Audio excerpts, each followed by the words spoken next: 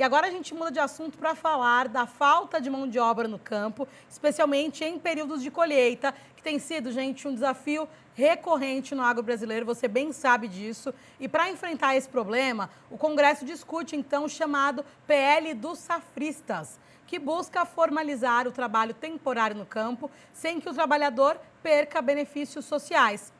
A proposta permite, por exemplo, que a renda obtida durante a safra não seja considerada no cálculo de programas como Bolsa Família, justamente para evitar que o receio de perder o benefício empurre trabalhadores para a informalidade. Quem analisa esse tema conosco é o nosso colunista José Eustáquio, economista e pesquisador do IPEA, já está por aqui com a gente. Muito boa tarde, José. É um prazer, viu, Regina, discutir esse tema e a palavra-chave é trabalho. É isso, vamos entender de fato esse projeto, né? O que esse projeto resolve de fato? O problema estrutural de falta de mão de obra no campo, José Eustáquio, é assim que você está analisando? Antes disso, viu, Regina, vamos entender primeiro o rito processual jurídico, em que pé está o projeto de lei. E depois eu vou analisar e responder o seu questionamento mais em termos da fundamentação deste projeto de lei. A gente tem que entender que o caminho que foi seguido no Congresso Nacional foi, esse projeto iniciou na Câmara, depois foi para o Senado e agora retornou à Câmara. O que aconteceu?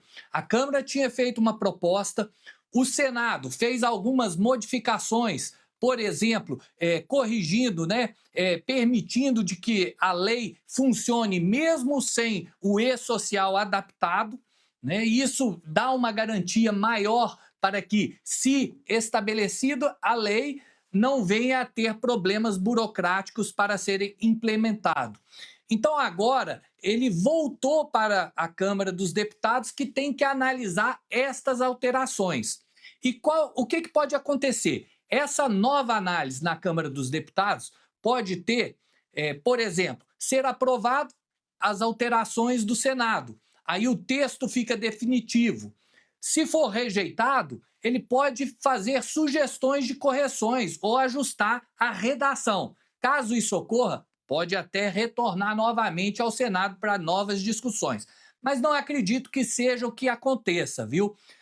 As modificações foram feitas para melhorar, isso vai dar, uma vez a Câmara aprovando, isso pode ir para o presidente da República, que pode sancionar ou vetar. Se for sancionado, vira lei e aí a gente vai discutir os impactos dessa lei no mercado de trabalho do setor agropecuário. Se o presidente vetar, aí volta para o Congresso Nacional, que tem que derrubar ou não os vetos ou fazer alguma correção em relação a isso. O fato é que o projeto ainda não virou lei, ele está na última etapa dentro do Congresso Nacional, falta a aprovação da Câmara e encaminhamento para a presidência da República. Agora, vamos pensar no que está por detrás na motivação da criação dessa lei. Nós vivemos um país hoje que beneficia mais o ócio do que o trabalho. O que eu quero dizer com isso? São várias políticas assistencialistas que dão muitas rendas a várias pessoas e, no final das contas, esta pessoa decide se vai trabalhar ou não. Caso ela trabalhe, ela pode perder o benefício. Então, veja o que acontece. Hoje, não só o agronegócio, como vários setores de atividades econômicas sofrem com esse tipo de problema, escassez de mão de obra. E, neste caso, eu já venho discutindo também algumas das nossas colunas, o mercado de trabalho. A taxa de desocupação hoje no Brasil encontra-se no seu menor patamar, sinal que a economia está em aquecimento. Mas a digitalização da economia também trouxe novas formas de emprego. Por exemplo, motoristas por aplicativo, seja para transporte de passageiros ou mesmo delivery de comidas, e isso traz uma renda extra. não é um emprego, né, mais formalizado e melhor que a gente gostaria, mas faz com que a taxa de desocupação reduza, faz com que a renda das pessoas aumente e, às vezes, decidir ou não por outros trabalhos, como o da atividade no campo, principalmente na colheita ou nas safras, onde a gente tem aí a grande parte desses trabalhos temporários. O que acontece? Com as políticas de transferência de renda, como o Bolsa Família, como você mesmo mencionou, se a pessoa está recebendo, caso ela opte por trabalhar, ela pode perder o benefício. Em algumas situações, o que a gente vê é o seguinte: o trabalhador prefere, né, o bico à formalização trabalhista. O que a lei vem fazer? Vem justamente preencher essa lacuna. Esta pessoa, que é o beneficiário do programa, não vai perder o seu benefício e vai se ter a formalização, sem prejudicar também o empregador. Então, veja, é uma lei que só soma.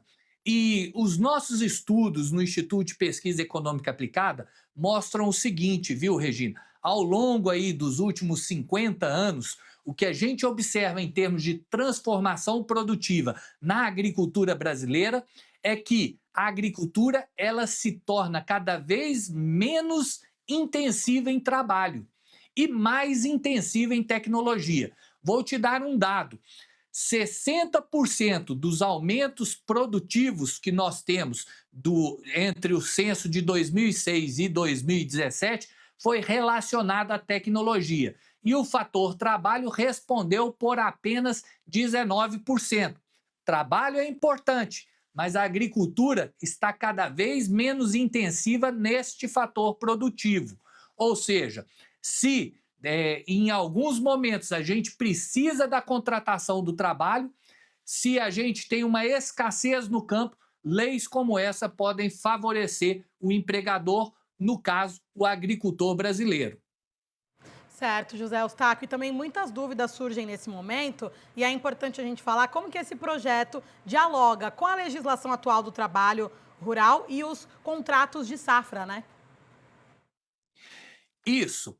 O que a gente observa é que as safras são sazonais e não necessariamente a gente precisa de contratar um empregado que seja full time no ano inteiro. Então, às vezes, você contratando só nesses períodos, safra ou mesmo entre safra, a gente preenche essa lacuna, facilita de um lado para o empregador e facilita também do outro lado aquela pessoa que tem o benefício e não quer perder, mas quer também ter um acréscimo na sua renda. Então, estimula o emprego formalizado, mesmo que com benefício, trazendo ainda direitos sociais ao trabalhador no médio e no longo prazo. Então, eu vejo como uma proposta positiva, mas eu vou aqui alertar: o nosso país tem que começar a pensar muito quem são as pessoas que realmente precisam de benefícios sociais.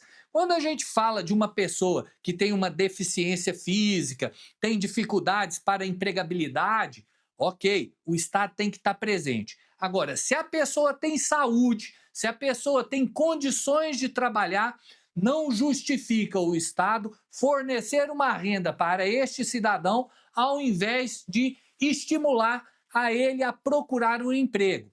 Dizem também que a ideia é talvez mudar o seguinte: quem recebe o benefício, o Estado vai procurar um emprego para essa pessoa. Se o Estado encontrou um emprego e esta pessoa recusou, ele perderia o benefício também. Isso também é algumas estratégias que acontecem em casos similares, como, por exemplo, em países da Europa, como Alemanha, França, né? Enfim, então é um caso que a gente tem que pensar de forma muito ajustada. O fato é que benefícios em demasia prejudica muito o mercado de trabalho. Vou te dar um dado. Quando a gente pega as pessoas que são beneficiadas direta ou indiretamente pelo programa Bolsa Família, de cada 4 pessoas no nosso país, uma está recebendo, né, esse auxílio de forma direta ou indireta. Ou seja, é um indicador, um percentual muito grande. O país tem que começar a repensar isso e começar a focar. O importante é valorizar o trabalho e não o ócio. José Eustáquio, obrigada pela sua análise aqui do dia e até só para a gente trazer a título de curiosidade para quem está assistindo a gente, que hoje o Bolsa Família, o valor ali médio, né, e máximo pago é de R$ 678 ali por mês, né, a título de, às vezes a gente fala tanto e não fala de quanto que é de fato essa renda e a gente sabe o quanto está difícil se manter no nosso país só com R$ 600, que ainda é muito pouco, mas sim valorizando o trabalho também, que é muito importante, e muito importante também atender pessoas que precisam de assistência, como é o caso das pessoas que são inscritas ali no Cade Único e no Bolsa Família. Obrigada, viu, José Eustáquio, pelas suas informações e até uma próxima. Uma próxima, até mais. Fique com Deus, Regina. Você Tchau. também, até mais.